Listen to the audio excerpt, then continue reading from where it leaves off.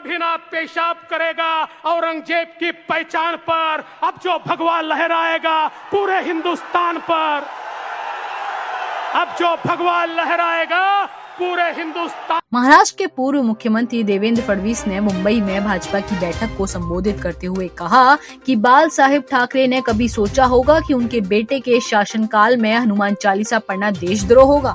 महाराष्ट्र के पूर्व मुख्यमंत्री देवेंद्र फडणवीस ने ऑल इंडिया मजलिस ए इत्तेहाद मुस्लिम के प्रमुख असदुद्दीन ओवैसी पर निशाना साधते हुए कहा कि असदुद्दीन ओवैसी औरंगजेब को उनकी कब्र पर श्रद्धांजलि देते हैं, इस बात से शर्म आनी चाहिए। फडणवीस ने कहा कि औरंगजेब की पहचान पर कुत्ता भी पेशाब नहीं करेगा। इसके अलावा देवेंद्र फडणवीस ने महाराष्ट्र के मुख्यमंत्री उद्धव ठाकरे पर भी निशाना। तुम्हारी संपत्ति दे दो, वो तो एक ही बात कहता था, संभाजी मुसलमान बन जाओ, धर्म बदल दो, लेकिन देश धर्म पर मिटने वाला शेर शिवा का छावा था, महापराक्रमी परम प्रतापी एक ही शंभू राजा था। संभाजी राजे ने कह दिया, अरे जान भी चली जा। अभी अभी हमने हनुमान चालीसा का पठन किया। हनुमान चालीसा तो हमारे दिल में रहती है, पर ये जो रवि राणा नवनीत राणा है ना, ये नादान है, इनको पता ही नहीं है कि हनुमान चालीसा की 2 लाइनें उद्धव जी को और इस सरकार को पहले से पता है, और सिर्फ उन 2 लाइनों पर वो काम कर रहे हैं। कौन सी 2 लाइनें? राम दुआरे तुम रखवारे, होत न आज्ञा बिन पैसारे।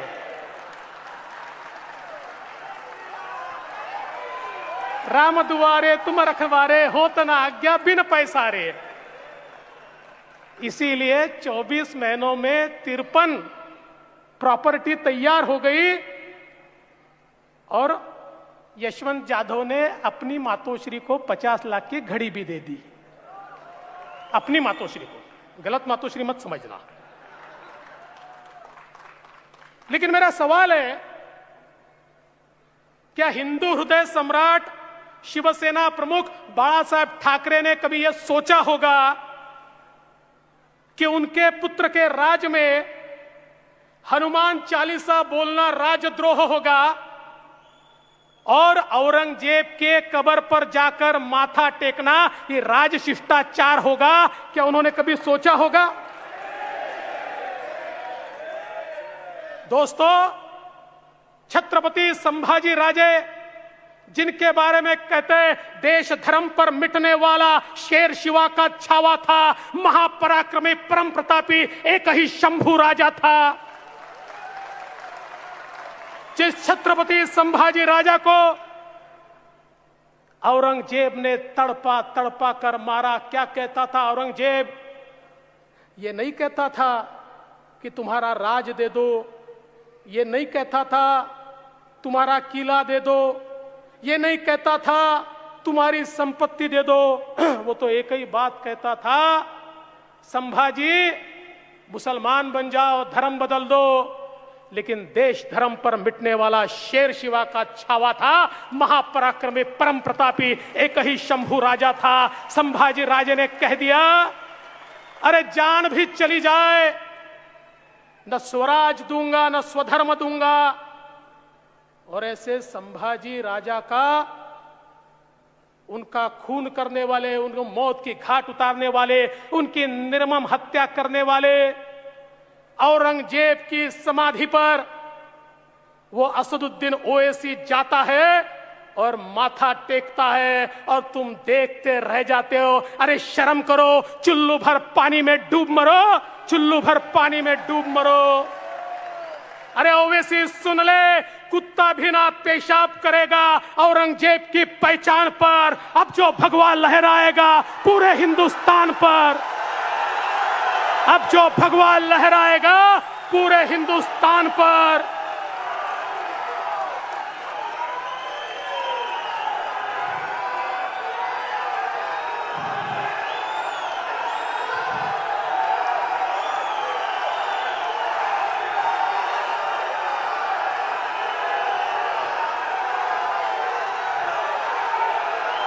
जो छत्रपति शिवाजी महाराज का नाम लेते थे, उन्होंने तलवारें म्यान कर दी होगी, लेकिन हमने अपनी तलवारें म्यान में नहीं रखी। हम मुकाबला करेंगे, डट के करेंगे, ठोक के करेंगे।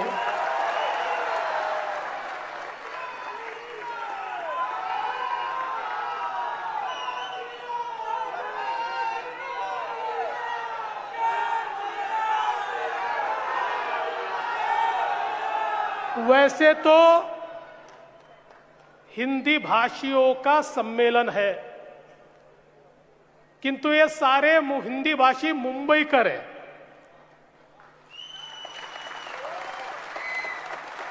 और इन मुंबईकरों को मराठी भी समझता है, लेकिन एक मुंबईकर ऐसा है, वो है तो मुंबईकर पर ढा रहा है मुंबई पर कहर। ऐसे मुंबईकर को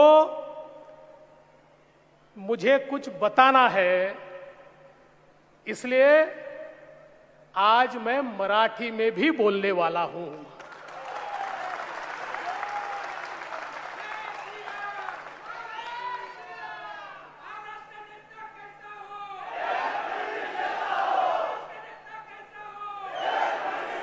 अरे मैंने जब कहा, मी जेव्हा म्हणालो राम जन्मभूमीच्या आंदोलनामध्ये अयोध्येमध्ये तुमचा एकही नेता नव्हता, किती मिर्ची लागली? अरे मैं तो अयोध्या जा रहा था, मैं तो बाबरी गिरा रहा था, मैं तो मंदिर बना रहा था, तुझको मिर्ची लगी तो मैं क्या करूं?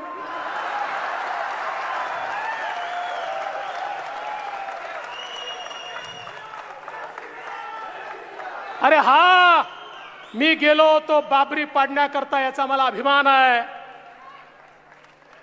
अरे उद्धवजी, 1992 साली फेब्रुवारीत मी नगरसेवक झालो, जुलैमध्ये मी वकील झालो आणि डिसेंबरमध्ये नगरसेवक ॲडव्होकेट देवेंद्र फडणवीस बाबरी पाडायला गेला होता।